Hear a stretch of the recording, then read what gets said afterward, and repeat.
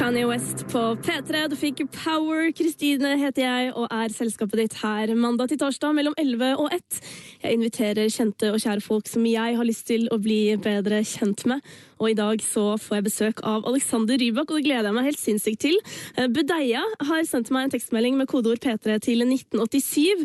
Hun skriver: Hei, det første jeg tenker når jeg hører Alexander Rybak, foruten om I'm in love with a fairytale, er en kosebamse som kusina mi oppkalte etter han. Jøss. Det jeg lurer på er jo som vanlig, hva er den første tanken som popper opp i hodet ditt når du hører Alexander Rybak? Hva er det? Send meldinga di til meg med kodeord P3 til 1987, fordi det som er så gøy med dette, er jo at vi kan ta opp alt det du tenker med Alexander selv. Og det gjorde vi jo blant annet i forrige uke med Erik og Chris. Det var mange som trodde at, eller det første de tenkte på med Erik og Chris, var at de var sånn skikkelig pappagutter. Og så viste det seg jo at hele Erik og Chris-prosjektet startet med et lån i Nordea. Ingen av de hadde en pappa med masse penger. Og det er sånne ting som er så gøy å finne ut av, og det skal vi skal bli bedre kjent med Rybak. Det blir awesome. P3 til 1987 er stedet du sender din tekstmelding. Eventuelt bruker du Twitter @NRK P3. Dette er Røyksopp og Susanne Sundfør, Running to the Sea på P3. Du fikk Røyksopp og Susanne Sundfør, Running to the Sea hos Kristine på P3. Jeg har fått veldig fint besøk. Hjertelig velkommen, Alexander Rybak. Tusen takk. Var det Susanne Sundfør? Ja. Så gøy. Ja, ble du overrasket? Dødsbra sang. Ja, jeg var vant til ballader fra henne, så det her var kjempestilig. Ja, hun har vært i studio med Røyksopp, så det blir jo fort stilig. Kan fort bli kvalitet da, ja. Ja. Du, det er så gøy at du har tid. Jeg føler at du er så opptatt person. Ser jeg sånn ut? Jeg vet ikke om det ser sånn ut, Alexander, men du har så mange baller i luften. Jeg føler at jeg har sett deg gjøre alt man kan så gjøre koselig. som musiker. Så bra. Da er du en av de som har oppfattet meg slik jeg ønsker å oppfattes. Okay, jeg kan ikke tvinge på folk hvordan de skal oppfatte meg, men det er gøy å eksperimentere hele tiden. Ja, Da jeg vant Grand Prix, som på en måte nesten i starten av min popkarriere, ikke sant? Da har jeg jo nesten blitt frarøvet den eksperimentperioden som alle sånn Urørt og Bylarm-artister får lov til å holde på, fordi ikke mange kjenner til dem med en gang, og da kan de bare eksperimentere og litt. Mens jeg begynte jo med en så stor peak, ikke sant, å bli sett av 140 millioner mennesker. Jeg skjønte jo at det sannsynligvis ikke skjer igjen, men at kvaliteten på musikken min må jo bare fortsette å vokse. Ja. Men så samtidig så har jeg lyst til å eksperimentere og ikke tenke på at jeg er en kjent artist, og derfor må jeg gjøre det samme om og om igjen. Ja, for det er det jeg synes er så gøy, fordi jeg vet ikke om alle vet det, men du startet jo på en måte kanskje litt mer i den klassiske retningen.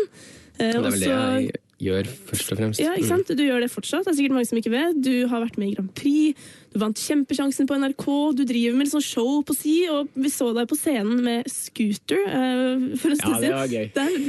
Du har gjort så utrolig mye rart, men Per har sendt en melding til oss med kodeord P3 til 1987. Får vi høre hva han har å si? Per skriver at det første han tenker når han hører Alexander Rybak, det må være fiolinen og måten han spiller sin egen flotte musikk på. Terningkast 7. Oi, det var en fin start. Det var en veldig fin start. Fy søren. For det er jo sånn at når jeg inviterer kjente og kjære folk til dette radioprogrammet, så skal du selvfølgelig få lov til å fortelle oss hva du tenker om personen jeg har på besøk. Send din første Alexander Rybak-tanke inn med kodeord P3 til 1987. Vi skal få kjørt deg i dag. Jeg venter noen fordommer her, altså. Du er klar? Ja. Så bra. Du nevnte nettopp Urørt. Det er snart klart for årets Urørt-finale her på P3. Ja.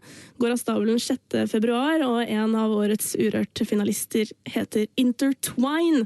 Du skal få deres finalelåt, So What?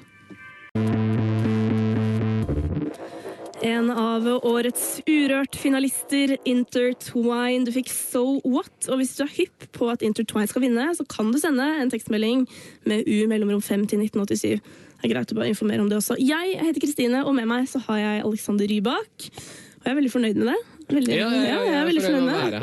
Bra musikk man får høre også. Ikke sant? Så jeg skal oppdatere deg litt på. Jeg merker at du trenger litt oppdatering. Ja, ok, ja. Nei, jeg må innrømme, jeg har ikke hørt så mye på Urørt i det siste.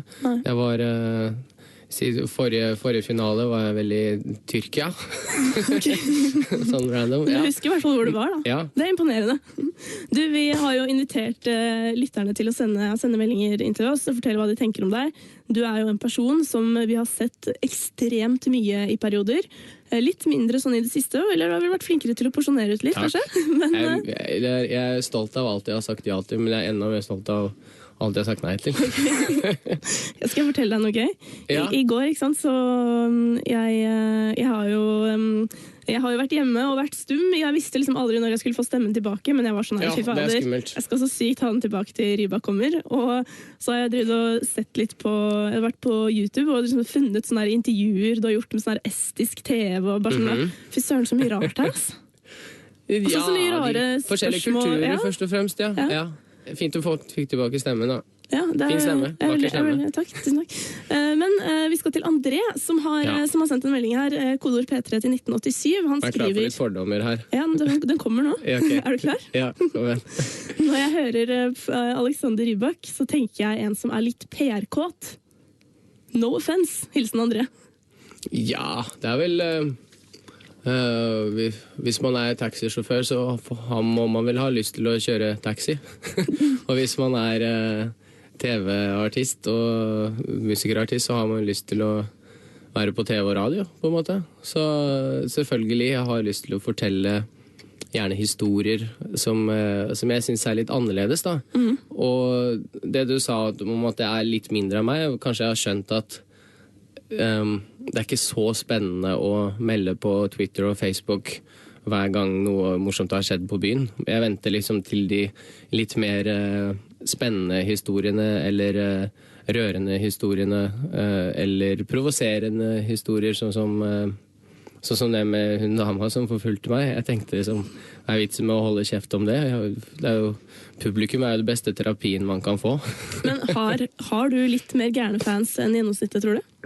Aner ikke. Jeg får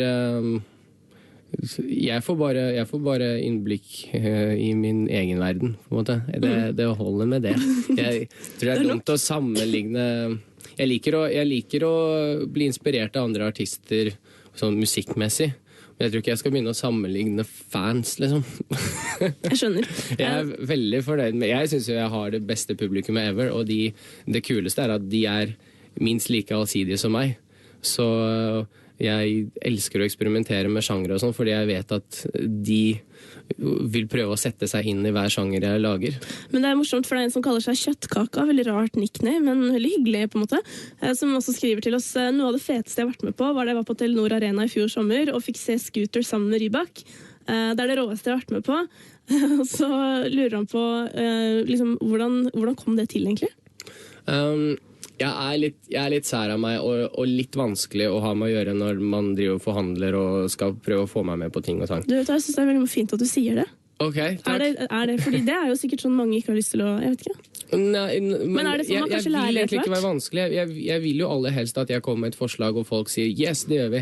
Men alle har jo sine ideer og sine visjoner, så er det om å prøve å få de med på laget. Ja. Og når jeg fikk tilbud om å være med, da jeg fikk tilbud, det er riktig, den gang da. Ja.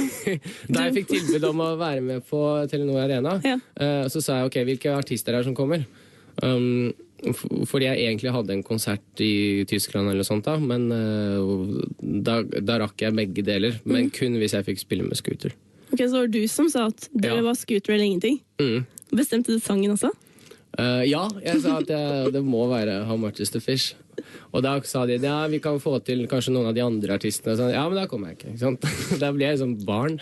Det er veldig gøy. Men hvor lang tid tok det før de gikk med på kravet ditt? Nei, de gikk jo med. De synes også det var bare at man får jo ofte høre i den bransjen at vel, Alexander, det blir kanskje litt vanskelig å gjøre det. Men det elsker jeg å høre, fordi det blir vanskelig. Ja, det blir vanskelig. Desto enda mer grunn til å få det til. Okay. Så de var dritkule, de som arrangerte det. Absolutt. Var Scooter-kul da? Ja. Jeg fikk jo være med i suiten hans etterpå. Følte meg jo helt konge. Det er veldig morsom verden å bli dratt inn i. Wow! Jeg vil høre om suiten til Scooter. Kan vi snakke mer om det? Kan vi bare sette på? Kan vi snakke mer om det etterpå? Mer musikk Jeg først. gleder meg. Dette så bra, Alexander. Og jeg må si, du rocka fela di på scenen. Takk, We takk. Love the 90s. Dette Big Bang på P3.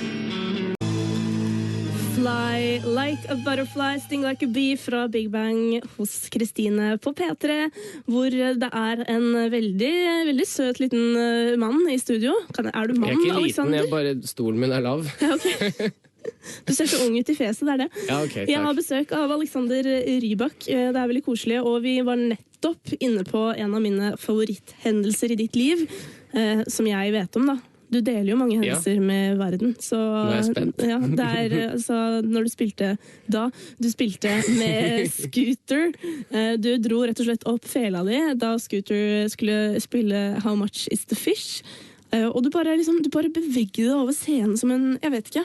Tusen takk. Ja, det var Som veldig en morsomt. igle. Og så fortalte du nettopp at du fikk være med på suiten til Scooter etter Ja. konserten. Ja, Fortell. men jeg synes det litt så flaut å drive og skryte av. Han ble... Men det ikke nødvendigvis skryt, du bare forteller. Han ble veldig varm med meg, da, og turte å dele. Han åpna hjertet sitt, og det er så deilig når Hvordan åpnet han Nei, altså ikke sånn. Men i denne bransjen her så har man liksom ikke så god tid til å bli venner, fordi man blir kjent på en konsert og vet at neste gang så drar man hvert til sitt, så da bare babler man om alt og ingenting, ikke sant? Så det var veldig gøy. Han ble litt sånn storebroren min veldig fort. Dere ble superbuddies. Ja, men ikke sant, så tør jeg liksom ikke det liksom mamma som burde skrytt av meg nå, og ikke jeg som burde skrytt av meg selv. Men du skryter ikke, du forteller jo bare. Forteller om da du møtte Scooter. Men gøy var det, og gøy å bli liksom dratt inn i sånn verden med gold diggers, og hvor den ene jenta ser mer strøken ut enn den andre, og så tenker jeg at gudskjelov at det ikke en sånn verden hver dag. Men så rart, vet du hva jeg tenker nå? Jeg tenker sånn der, herregud, så rart at folk fortsatt liksom har lyst til å ligge med Scooter. Eller sånn med Å, ja. Keith. Det jeg tenker. Er du gal? Ligge og sitte og stå og alt. Han var en populær type. Ja. Ja, Kan man si. det kan jeg ikke forstå, faktisk. Ja, men det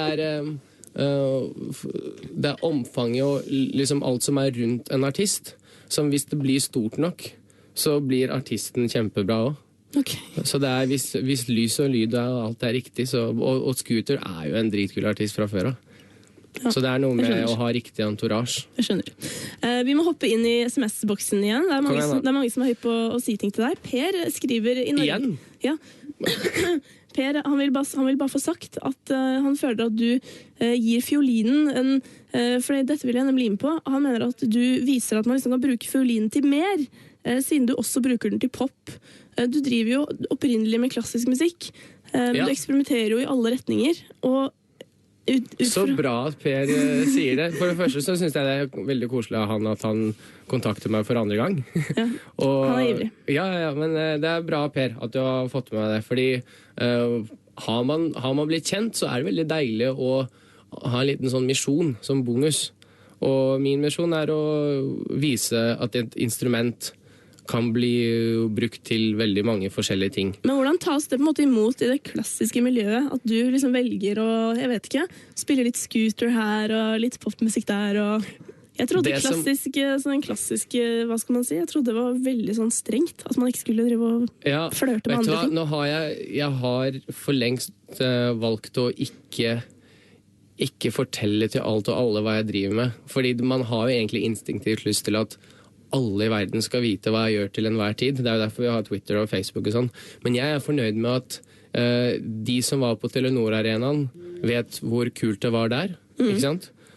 Med Scooter og tysk trance og alt. Og de som var på eksamenskonserten min på Barat Ue i sommer, de vet hvordan klassisk musikk jeg valgte å spille der og representere alle legendene gjennom de siste 400 årene, ikke sant? Men hva mener du? Hadde du eksamen først i sommer? Ja. Men jeg hadde jo, som jeg burde hatt for lengst, ikke sant? Men jeg begynte jo på Barat Ue Musikkinstitutt rett etter videregående. Ja, det var det jeg tenkte, var derfor jeg synes det var. Okay, så, ikke sant? For det første så skrev jeg under noen skjemaer da jeg meldte meg på der. Og så husker jeg i tredje året på Baratue, da merket jeg at de andre klassekameratene, de begynte å skulke timene og sånn. De dro ut for å kjøpe pølser mens jeg hadde time. Og så lurer jeg på hvorfor er det bare jeg som er flink her? Men det viste seg at de meldte seg på vanlig utdanning, mens jeg meldte meg på pedagogikk i tillegg. Og jeg visste jo ikke det, jeg bare skrev. jeg får litt sånn jeg får så masse sånn skryt nå for at jeg velger riktig vei, og at jeg ikke bare er feminist, men at jeg er pedagog, og sånn, at jeg har en plan. Du skal bli lærer, liksom. Men det var bare tilfeldig. Jeg tikket på noen feil skjemaer bare. Men da er det viktig å fullføre det når det først har skjedd. Det er veldig søtt at du blir lærer ved en tilfeldighet. Men jeg synes det er koselig med kids da. Ja. Men det er det er et veldig stort ansvar. Det er mye større ansvar å ha en halvtime med en 10-åring og lære han hvordan man skal holde buen, enn å ha en konsert på Rådhusplassen foran mange skrikende jenter, fordi det går av seg selv. Føler deg litt tryggere på den scenen. Ja. Men å liksom legge fremtiden til denne 10-åringen, det er ansvaret. Vi skal snakke mer med Alexander Rybak. Hvis du har spørsmål, send de inn med kodeord P3 til 1987.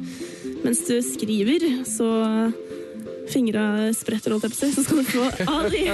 Terje og Lindstrøm vil til Lanzarote. Jeg og Alexander Rybak er på NRK. Vi er ikke på Lanzarote, vi er mye bedre, vi er på Marienlyst. Ja, Her er det snø og veldig fint vær. Christian og Kenny sendte meg akkurat en melding og synes at det er hyggelig at jeg er frisk igjen. Vet du hva, Christian og Kenny? Det synes jeg også. Og så lurer de på om vi har begynt å spille denne låten til Lindstrøm og Terje. Det kan godt hende vi begynner å gjøre det, Christian og Kenny. Poenget er bare at jeg følte at den var såpass relevant, siden den kom i forrige uke. To av Norges aller største elektroniske musikkprodusenter. Den måtte få en liten spinn, rett og slett. Jeg synes det var en veldig kul sang, Ja, den er veldig kul. Ja. Og jeg er også veldig glad for at du er frisk. Ja. Hvis du ikke hadde stemme på mange dager. Du har så vakker stemme, og så har det vært kjempekjedelig radio hvis du ikke hadde snakket nå, tenker jeg. Musestille radio. Bare klassisk mime. Kjedelig. Ja. Du, Alexander Rybak, du har jo vært med i din andel musikkprogram på TV. Ja, absolutt. Musikkprogram med vekt på musikk. Ja. Du var jo blant annet med på Idol. Vet du hva, jeg husker det når det var sånn der når Idol startet forrige uke, eller de hadde sånn der 10-årsjubileum-greie, så kom en sånn klipp av det, så jeg bare, hæ? Fordi jeg visste at du hadde vært med i en sånn NRK-greie, men jeg visste faktisk ikke at du hadde vært med i Idol. Jeg visste ikke at jeg var så svett. Det var kjempegøy. Hva var tanken bak Idol-deltakelsen da? Nei, egentlig var for å være helt ærlig, for første gang. Så var det fordi det var året før, så var det en i klassen min som meldte seg på, og han fikk kjempesuksess. Og da var jeg kjempesjalu. Fikk han kjempesuksess? Er det noe vi vet hvem er? Magnus heter en usannsynlig bra vokalist. Han kom til de 50 beste han også, men det var mange som ble kjent med han. Nei, hva heter det? Det ble mange som ble fans av han. Ja. Skjønner. Og kjent med han. Og da tenkte jeg, jeg har også lyst til å ha venner, ikke sant? Og da meldte jeg meg på Idol. Men jeg synes det er alle artister får jo sånn attpåklokskap, ikke sant, og føler at de har hatt den perfekte kurven. Og min perfekte kurve var at jeg begynte litt med Idol, og fikk litt sånn følelse for hvordan det er å ha visjoner, og så få det knust av alle produsenter som selvfølgelig er mye mer erfaren enn deg, ikke sant?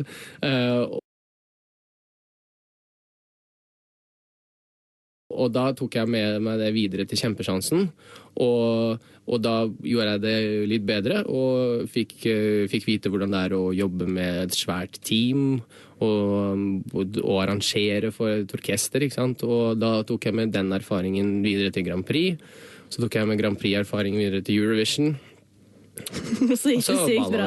Ja. Det gikk jo veldig, veldig bra, og du gikk jo rett og slett av med seieren.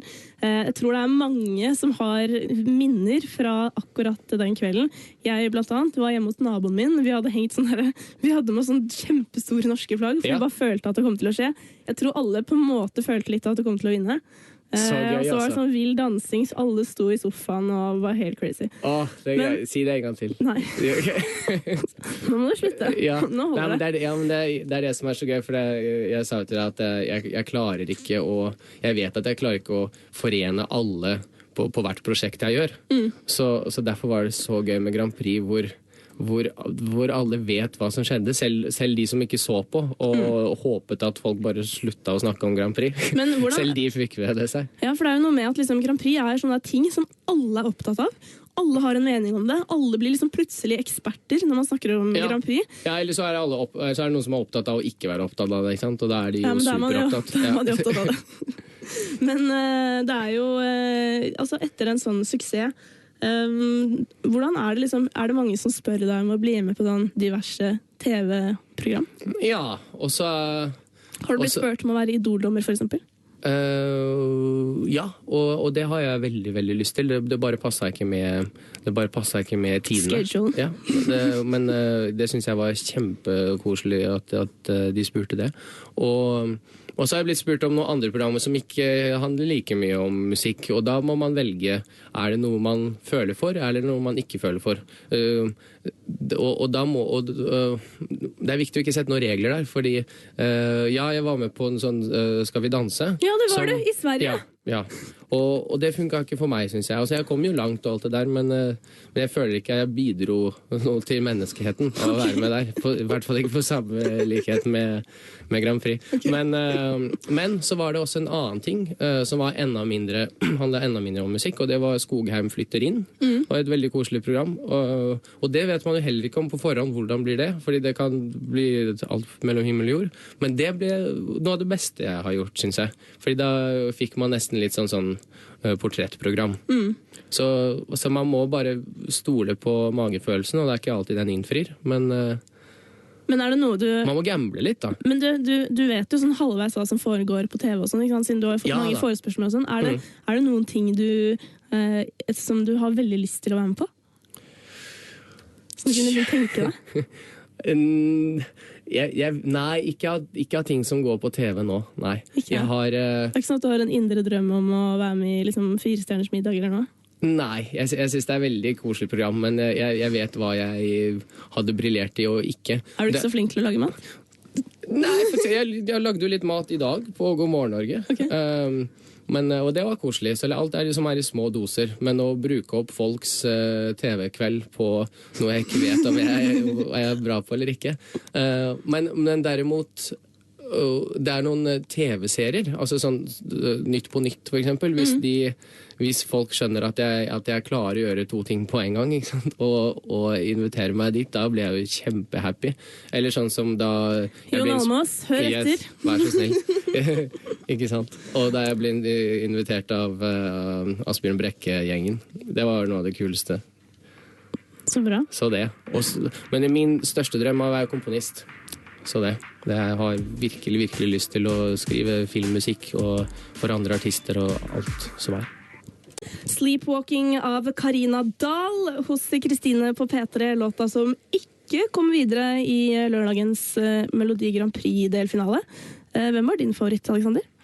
Jeg likte veldig godt. Altså, jeg har jo fulgt med på Emil. Jeg kjenner jo Didrik veldig godt. Så jeg har jo, Emil, Emil for Solli Tangen. uinnvidde, jeg har Alexander Rybak på besøk. Han snakker om sikkert, det er jo venner av deg, sant? Ja, Didrik Solli Emil. Tangen og bror Emil. Ja. Ja. Ja, men for meg er det de eneste Emilen og Didriken som finnes. Så jeg har jo fulgt med på denne sangen fra scratch, ikke sant? Helt fra de lagde de første akkordene og melodiene. Så jeg kjenner denne sangen mye bedre enn de andre. Ja. Og sånn er det med det meste livet. Det man har en sånn tilknytning til, så liker man det. Man foretrekker det foran alt annet, fordi det er ikke alltid man gidder å sette seg inn i noe nytt. Så for meg var det den solklart beste låta, den som vant. Ja, ok. Og som fikk terningkast 1 overalt. Spennende. Ja. Det går jo også, det ryktes jo, eller det er i hvert fall mange som driver og skriver noe om deg og Grand Prix i år også, men vi Ja, det gjør de hvert år, har synes jeg. jeg har prøvd å, ja, de gjør kanskje det? Men jeg syns det er det beste ryktet i år. Ja, ok. Det er jo virkelig, jeg syns det er koselig. Jeg merker at jeg har prøvd å liksom tvinge deg litt ut av det. Det er litt ut av deg, men det er jo onsdag 7:15 som gjelder. Og jeg har jeg synes det er så koselig rykte at jeg vil ikke det blir ikke noe rykte lenger hvis jeg begynner å kommentere det. Nei, okay. Jeg synes det er kjempeartig rykte. Gøy rykte. Ja. Ferdig snakka. Du, jeg må ta opp en ting med deg, Alexander Rybak. Fordi da jeg i går bare skrev på Twitter at du skulle komme hit i dag, så ble jeg plutselig kontaktet av liksom diverse som lurer på sånn, er det direkte? Hvor er det? Når er det? Kommer han? Altså, skjønner du? Og så tenkte jeg sånn, jøss, det hender jo at det kommer liksom kjente folk på besøk hit det var sikkert mamma. Nei, det var ikke mora di. Og da tenker jeg sånn, Passe på å komme med noe mat og sånn. Men da begynte jeg å tenke på den der historien om den der fanen din, som var så gæren. Ja, hun hadde aldri spurt deg om hvor det er. Nei, for hun hadde bare kommet, hun. Ja, okay. Fordi, Alexander, du hadde jo du slapp jo en single i fjor. Og så, vi leser jo avisen mange av oss, men det er jo ikke sikkert alle har fått med seg historien bak. Så jeg tror vi skal ta en liten recap. Ok, må jeg snakke sånn dritfort da? Nei, jeg orker ikke. Det er en jente som har forfulgt meg i 3 år. Det er egentlig that sums it up. Men hvem er hun? Fra Israel. Okay. Men hvordan forfølger man en som bor i Norge når man er fra Israel? Bor hun i Israel også? Ja. Okay. Og så kan hun russisk, så hun terroriserer mamma og pappa og ringer dem annenhver dag. Men hva sier hun? Nei, til dem, det vet jeg ikke. Men til meg har hun sagt de rareste ting også. Ja, da? Nei, hun har... det er alt fra at la oss gifte oss og... Fordi det er jo ikke så rart, måte. Det sier man jo nå. Men jeg tror rett og slett at hun er forelsket, og du vet hvor hun er forelsket da, hvis man er litt smågal i tillegg, så er det er sånn annenhver melding, jeg hater deg og jeg elsker deg. og bortsett fra at hun gjør det 40 ganger hver dag. Okay. Så det er det der på svareren min så er det i løpet av 10 minutter så er det 5 meldinger.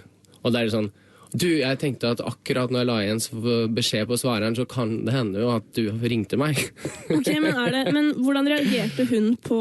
Og så endte jo dette her opp med at du skrev rett og slett en låt da, som basically handlet om dette. Jeg kunne ikke skjule, det er jo den perfekte terapien å fortelle det til alle de, hva skal jeg skrive litt, over 540 000 folkene på Facebook som jeg har. Og det funket på sett og vis med hun jenta også, fordi nå har hun i hvert fall sluttet å stå utenfor huset til mamma og pappa. Men hvordan står hun utenfor der når hun bor i Israel? Det finnes jo fly. Så hun flyr hit for å stå utenfor huset til foreldrene? Ja, og komme med gaver og late som hun er verdens beste jente, ikke sant? Men hva gir hun det da? Hva hun gir dem? Hun har bare møtt meg på noen konserter i utlandet, så hun har ikke fått gitt meg en eneste gave. Eller jeg har ikke tatt det imot, da, for å si det sånn. Men hun vet heldigvis ikke hvor jeg bor. Men det viktigste er at hun har sluttet å ringe mamma og pappa og vennene mine, og hun har sluttet å plage dem, så hun er tydeligvis litt flau nå. Hun bare ringer meg dobbelt så mye nå. Men det var jo på en måte litt etter planen, fordi jeg meldte meg jo inn i denne businessen her, så jeg får ta støyten. Men mamma og pappa, de meldte seg ikke på det her. Så jeg synes det er litt urettferdig at de skulle få lide. Men du skjønner at når du forteller dette, så får jo jeg, og sikkert de som hører på, inntrykk av at du kanskje har, altså du har i hvert fall en del sånne crazy fan-historier. Jeg har det, men de fleste er kjempekoselige. Men jeg vil uansett grave litt mer i det. Så det må du må fortelle mer rett etter The Killers. Du skal få Runaways. Husk at hvis du har lyst til å spørre Alexander Rybak om noe, sender du melding med kodord P3 til 1987. The Killers, du fikk Runaways her på P3. Kristine heter jeg, og jeg har fortsatt med meg Alexander Rybak. Dette er jo et radioprogram hvor jeg inviterer folk jeg er sabla nysgjerrig på, rett og slett, for å bli bedre kjent. Og til nå, Alexander, så har vi jo funnet ut litt av hvert. Du har så mange historier på lager, så det er liksom... Jeg føler meg helt sånn der, føler meg så full av informasjon. Og gay-informasjon. Vi snakket nettopp om en jente som nesten har blitt litt kjendis etter å ha vært en gæren fan. Jeg prøvde jo ikke gjøre henne noe kjendis da. Jeg ville jo... Du skjønner hva jeg mener. Ja. Du skrev en sang, og det ble mye oppstyr da. Og du er jo flink til å skape oppstyr, Alexander. I pausen her, altså mens vi spilte en av låtene tidligere, så fortalte du at du på en eller annen måte har blitt medienes frivillige hakkekylling. Åja! Altså, det er jo... Ja, takk for det. Vi må ta opp den tråden her, fordi jeg mener, du startet på en måte, eller det store gjennombruddet ditt. Du ble jo kjent gjennom Kjempesjansen når du vant og alt det der, men det virkelig store Grand Prix, da ble du liksom sånn her, du ble liksom vår lille elskverdige gutt, og alle var bare sånn, liksom. Du ble sånn Petter Northug da. Ja. Skjønner du hva jeg mener? Alle bare, wow, shit, denne mannen. Og så... det ble en sånn tid, og heldigvis før den tid så rakk jeg å følge med på den vanlige kurven, som alle artistkarriere går. At det er en sånn mega opptur først, og så kommer det en sånn sånn kritisk, hvor alle skal kritisere deg, fase, og så jevner det seg ut hvor man kan være litt i fred for seg selv. Så du var på en måte forberedt på at det kunne, hva skal man si, snu? Ja, jeg bare visste ikke at jeg kom til å... Jeg trodde at jeg kom til å begynne å bli kritisert med en gang. Jeg ble jo veldig overrasket over at jeg fikk 5-ere og 6-ere for min debutplate. Fordi jeg trodde at da hadde jeg allerede vært kjent og liksom likt i 4-5 år. Ja. Nei, i 4-5 måneder. Ja. Og det er vanligvis da, så da er det tid for å slakte. Okay. Men jeg tenkte at oi, hvis de fremdeles hauser meg opp nå, så får jeg jo en sånn der ufortjent svær nedtur etterpå, i stedet for å få den vanlige nedturen som alle får.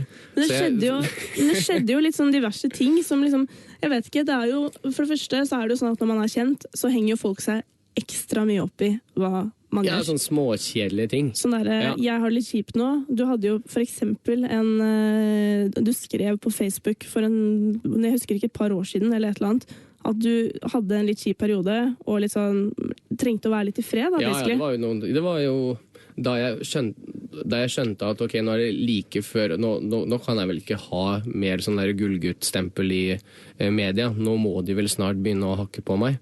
Og jeg drev og grua meg hele tida. Det var liksom sånn stille før stormen eller det var ikke stille, men jeg følte at det var en storm på vei. Du følte veldig på det? Og da ble jeg så utålmodig at jeg ble stresset, og så begynte jeg å bare lage masse sånn negative historier selv. Sånn at jeg i det minste fikk styre det. Hva er det du sier? Satte du i gang din egen storm? Ja, fordi da jeg orket ikke mer. Men er du alvorlig? Ja. Alt var jo sant det jeg snakket om og sånn, men det var nesten som at jeg var så redd for å bli ensidig da.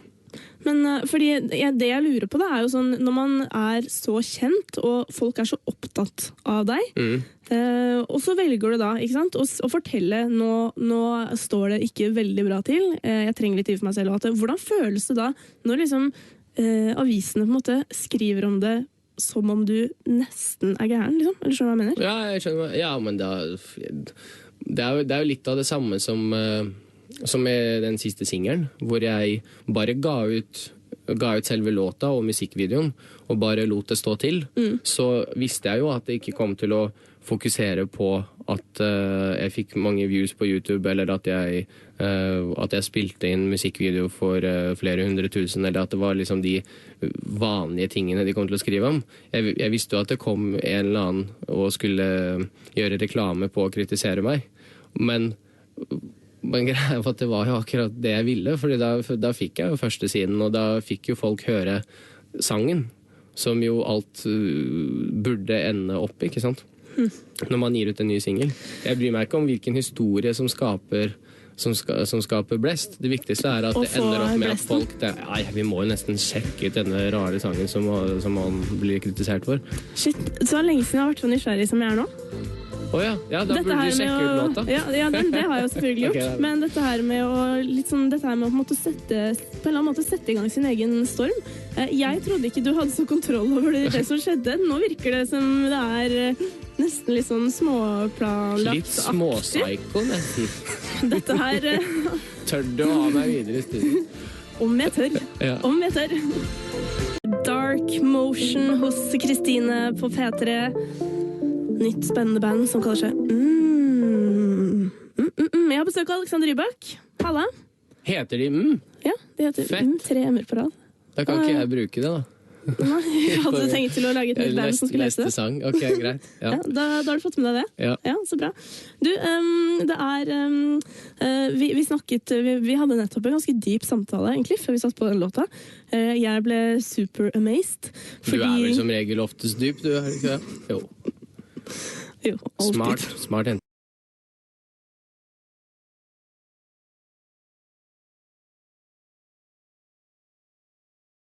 Alltid. Du altså vi var inne på dette her med den, hva skal man si, den perioden etter liksom første skiva og Grand Prix, hvor avisene begynte å skrive litt sånn der, jeg vet ikke, begynte å beskrive deg som om du mer eller mindre var gal, liksom, eller sånn du hadde det ikke så bra, og det var noen knuste fioliner, og det var noen greier, liksom. Det var mye opplegg. Ja, det er jeg vet ikke altså, hvordan man skal liksom si det, oppsummere det kort. Det er noe med å være tro mot det som skjer med deg akkurat her og nå, og ikke prøve å skjule, og ikke prøve å lage glansbilde av hvordan ting er. Og fordi man er sterk og vet at det kommer gode dager, og det kommer dårlige dager, men at når man er en entertainer, så bør man vise alle sidene av seg selv, så lenge man klarer å være litt rollebilde samtidig. Ja, fordi for deg så er det på en måte, er det sånn at det har vært et bevisst valg på en måte, å slippe oss inn i din verden, da, fordi det er jo, man kan jo velge når man får det kjipt, for eksempel, så kan man jo på en måte velge å stenge døren og bare forsvinne en periode, for eksempel. Ja, men det, og det gjør jeg jo ofte. Nå har jeg blitt mye flinkere til det, fordi nå har folk fått med seg at jeg har dårlige dager, så jeg trenger ikke neste gang jeg slår i veggen, så trenger jeg liksom ikke å skrive det på Facebook. Men samtidig så jeg ser jo at på lik med alle andre artister, så har jeg lyst til å dele på en måte hverdagslivet mitt, men så har jeg ikke lyst til å skrive hva jeg spiser, og så legge ut bilde av maten min. Jeg har valgt heller å vente til de kule ytterpunktene skjer. Jeg skjønner. Og sånn at jeg skaper noe, sånn at jeg får følelser fram i folk, da. Men føler du at følte du en eller annen liksom lettelse etter du liksom, jeg vet ikke, følte du fra før at folk oppfattet deg som sånn superglad gutt som alltid bare gikk rundt og smilte? Ja.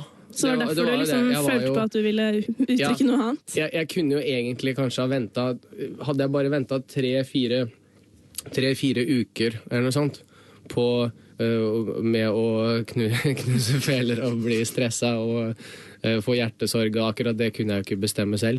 Men hadde jeg ventet noen uker, så hadde jeg fått Tusenfryds gledespris. Okay. De hadde tenkt å starte en sånn årlig nominasjon, og så skulle jeg få den da. Seriøst? Ja, jeg var liksom den innlysende kandidaten da, men så skulle jeg få den, og så plutselig hørte jeg ikke noe mer fra dem. Du knuste fiolinen, og de bare, what? Ja. Nei.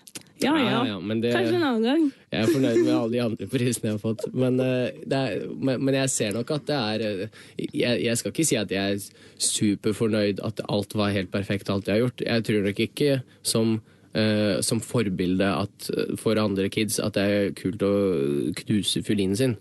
Så, er ikke det så veldig dyrt? Nei, det er ikke dyrt. Jeg tenkte meg jo om, jeg ble jo kjempesur på alle de lydmennene som jeg ofte blir, og det er veldig utakknemlig å være lydmann. Og så tenkte jeg meg om i et halvt sekund, er det her den dyre fiolinen? Nei, det er det ikke. Og da gikk den i gulvet. Stigergutt har sendt en melding til deg. Han lurer på, han har noen fiolinspørsmål. Vi skal ta det straks. Aller først skal vi høre på en sang som har ganske mye fiolin på seg. Dette er Veronica Maggio fra Sverige, vår svenske favorittprinsesse. Du skal få velkommen inn. Passer veldig bra, for du er alltid velkommen inn hos meg og Rybak.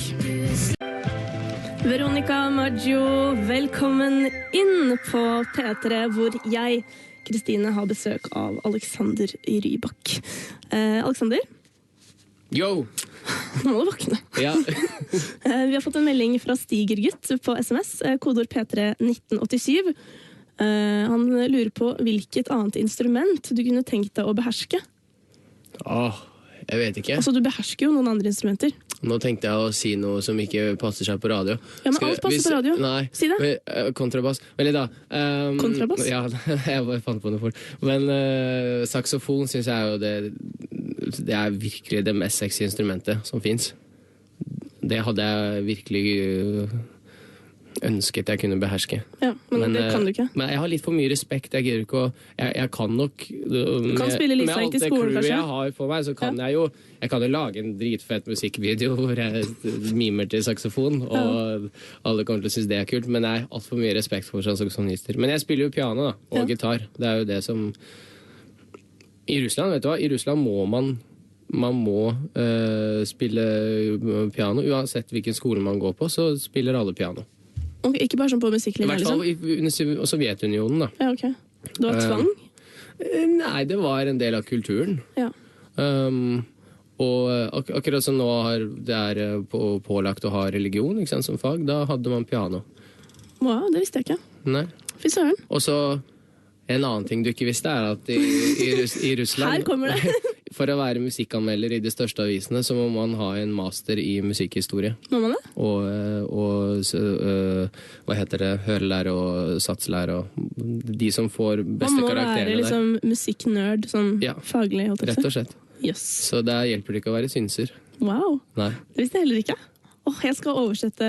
Du kan ikke hjelpe oss å oversette noen russiske musikkanmeldelser? Ja. Nei da, men jeg synes vi har veldig gode anmeldere i Norge også, ja. Anledet av Kjetil Bjørnstad, kanskje, som virkelig... Det her ble kjempespennende. Nå ble det litt internt her. Jeg vil gjerne ha svar på han Stigergutt. Han hadde nemlig et spørsmål til. Fordi du fortalte jo nettopp at den fela du knuste back in the days, du har den billige fiolinen. Han lurer på hvor dyr er den dyreste fiolinen du har spilt på? Altså ikke nødvendigvis eid, men spilt på. Det var vel den jeg lånte for et år siden eller sånt. Den jeg ikke knuste. Den kostet vel sånn 2 millioner eller sånt. Kødder du? Nei, men det blir jo fort... Med fioliner så blir det fort litt sånn Gucci-veske, at man betaler litt mer for merket. Det eneste som er fakta, som gjør det store forskjellen på fioliner, synes jeg, er volumet, ikke sant? Hvor bra lydvolum man kan få ut av en fiolin. Og da snakker jeg om uten mikrofon. Ok.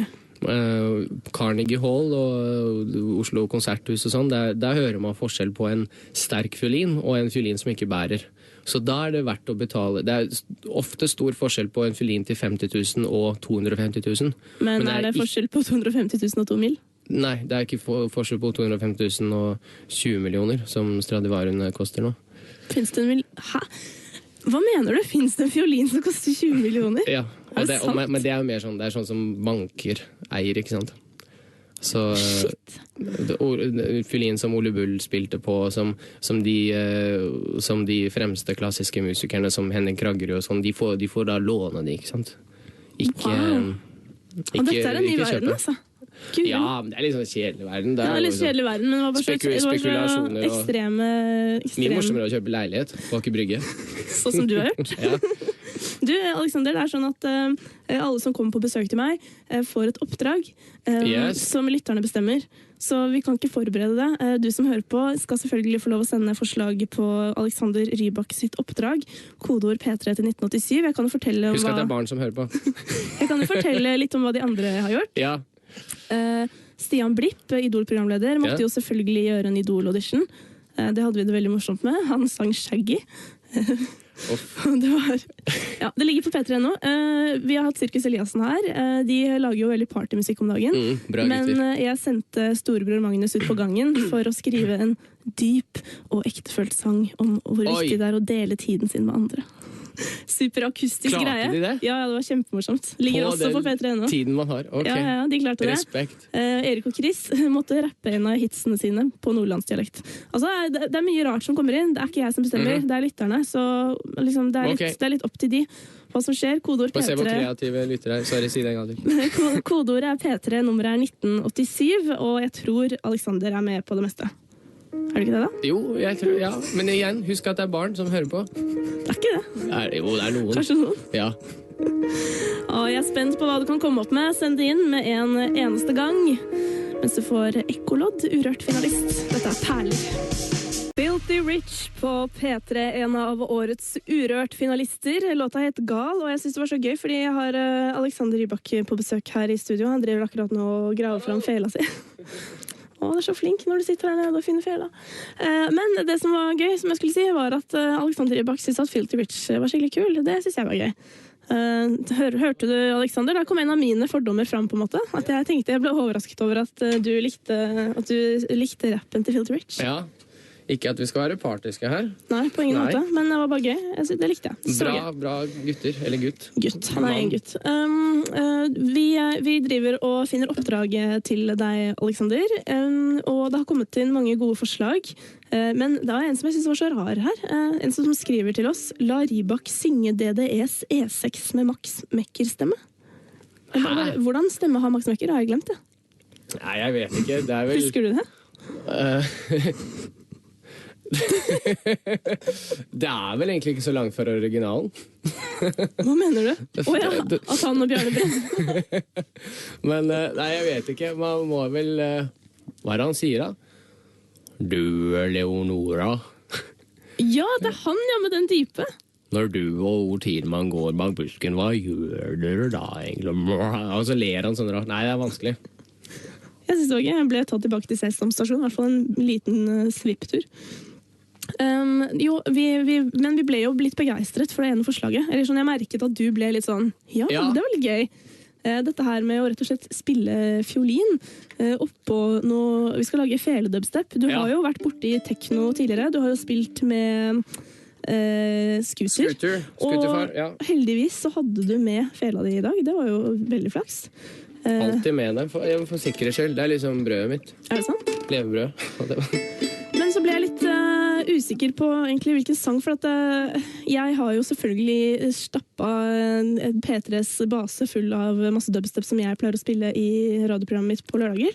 Ja. Men så tenkte jeg kanskje jeg bør finne noe som på en måte alle har hørt før. Ja, ta den der, det er en sang jeg kjenner meg veldig igjen, fordi jeg synes den handler litt om moren min. Nå spørs om jeg har den da. Hva heter den? You keep on talking, but it doesn't make no sense at all. Ja, Nero! Ja. Herregud, Alexander, dette er kjempegøy! Fordi jeg snakker masse med meg. Mener du det? Det er guilt. Ja, jeg har verdens beste mamma. Men... Dette er fantastisk. Alexander Rybak har selv altså valgt en dubstep-låt han har lyst til å spille fiolin til. Takk til deg som har sendt forslaget med kodeord P3 til 1987. Nå skal det altså skje. Han reiser seg opp og knoter litt med mikrofonen. Det er derfor du hører alle de lydene. Perfeksjonist, vet du. Jeg elsket beskrivelsen din av sangen. Har du ører, da? Ja, det ligger noen høretelefoner til deg kanskje under på siden. Finner du det ikke? Skal vi se? Nei, vet du hva? Ok, men vet du hva, Alexander? Alt det her er planlagt. Ja. Dette er vel tegn på hvor dårlig planlagt det er. Men du, vet du hva vi gjør? Jeg må nemlig gå ut og hente headset til deg, for det er noen som har buffa det. Vi hører på en kjempekul sang. Ja, vet du hvilken? Nei. Den her. The Black Keys på P3. Du hørte Lonely Boy. Det er sånn en sang jeg føler du kunne lagd også, som heter Lonely Boy. Alexander Rybak? Ja, for det finnes vel ingen som er mer ensom enn meg. Det vet jeg ikke noe om, men jeg bare følte det sånn en veldig deilig låttittel. Sånn der når du... skjønner du? Litt sånn på litt på en trist dag. Ja. Og du vet jo, vi nordmenn, vi er jo litt sånn der... det triste og ensomme folk. Nei, det er jo ikke. I forhold til russere er vi jo... Vi er jo skikkelig Duracell-kaniner. Okay. På speed. Det er godt å vite. Alle og enhver. Ok, så bra. Du, klokka har blitt nesten 10 på 1. Det er virkelig på tide å utføre dagens oppdrag. Få på deg headsetet. Du har blitt utfordret av en lytter som lurer på hvis dere har en fiolin tilgjengelig, hadde det vært digg å høre Rybak spille etter noe dubstep. En fet kombinasjon står det her. Hvor fet den kombinasjonen er, det skal vi jo... Og hvor digg det kommer til å være, det får vi se. Finner vi snart ut. Vi kjører et lite utdrag, liksom, du skal få slippe å dra hele greia, men du har selv valgt låt. Det er en skikkelig P3-slager. Vi spilte den her så mye i fjor, til min store glede. Vi skal til Storbritannia, til duoen som kaller seg Nero. Yeah. Låta heter Guilt. Det minner meg, da tenker jeg på mamma. You keep on talking, but it makes no sense at all. Det er sånn mødre er, vet du. De bare snakker og snakker. Men verdens beste mamma. Jeg tror det er godt ment. Ja, absolutt. Så jeg skal tenke på henne, og så skal jeg spille dubstep. Er det noe du trenger å liksom gjøre før du er du klar, liksom? Ja. Jeg får bare gjøre det fort unna. Det blir som det blir, som vi sier. Ok, Alexander Rybak featuring Nero og Alana på P3.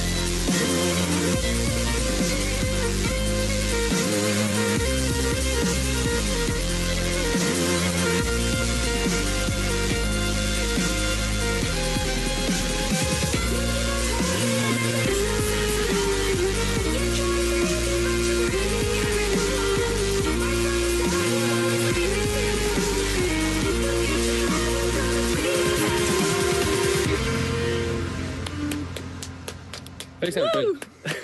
Helt fantastisk. Du hørte helt seriøst nettopp Nero og Alana featuring Alexander Rybak på fiolin direkte fra K94, mitt favorittstudio i hele NRK.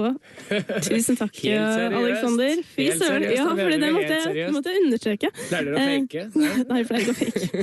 Jeg vil gjerne vi må ha reaksjoner på dette. Min reaksjon er at det var dritfett. Kodeord P3 til 1987. Jeg vil vite hva du syns. Vi må ta en oppsummering, en slags rapport slash anmeldelse rett etter Carpe Diem. Fy søren. Så gøy å få besøk av bra folk. Skjer så mye gøy. Carpe Diem, du fikk her. Rett før det fikk du Nero og Alana featuring Alexander Rybak, som i studio med meg. Det så jævlig funny, synes jeg, fordi det sånn, du egentlig på liksom, du driver og jobber, og du på turné med Bettan og Didrik Solli Tangen, og så bare tok du deg liksom tid til å komme innom. Og ikke bare kom du innom, du bare dro opp fela di, og så improviserte over Nero. Du aner ikke, Adrian skriver fitte katta, Rybak tuller ikke når han drar fram fela. Rått. Nei, du gjør jo ikke det. Det er så utrolig mye positive reaksjoner. Jeg merker at jeg tror vi skal legge ut det lydklippet på P3.no. Så bra. Ja, det skal vi gjøre. Det kjempegøy. Om ikke ny singel, så i hvert fall at jeg tullet litt til Nero. Ja, det var kjempegøy. Tusen takk for ekstremt bra innsats, Alexander. Ja, det deilig å få vist faget sitt. Ja, er det ikke det da? Ja, det det jeg gjør. Du fikk jo briljert på fela, på en måte. Ja. Og det handler ikke om å være stor eller liten artist, eller hva som eller artist i det hele tatt. Jeg synes at talenter bør utnyttes, og alle har et talent. Jeg så lei av at folk sier det ble aldri noe av han, ikke sant? Eller og han kunne gjort så mye mer, men kanskje han hadde et fantastisk, kanskje han hadde grønne fingre da, og var kjempeflink med planter og sånn i hagen. Ja, det handler om å kose seg med sitt talent, og ikke nødvendigvis om man blir stor eller ikke stor. Det ikke det det handler om. Guriland, for noen veldig fine avsluttende ord, Alexander. Vel forberedt. Ja, det var kanskje det. Hva vet jeg. Uansett så jo det noe å ta med seg, at man skal ta vare på talentet sitt. Uansett hva det og at alle må ikke bli kjendiser, alle må ikke bli artister. Man kan bare bli flink på det man liker å holde på med. Og når man først får til det man ønsker, ikke sant? Det to ting vi streber etter. Det ene å få til målene våre, men det andre å nyte når vi først har fått dem. Det sånn jeg føler man må bli flinkere til. Veldig få som kommer til fase 2. Ja. Fase 2 fokus for fremtiden. I morgen får jeg besøk av fotballfrue, det gleder jeg meg også til. Så vi høres i morgen 1:00. Etter meg popsalongen her, og Alexander, 1000 millioner takk for besøket. Bare koselig. Hils fotballfruen. Ha det bra.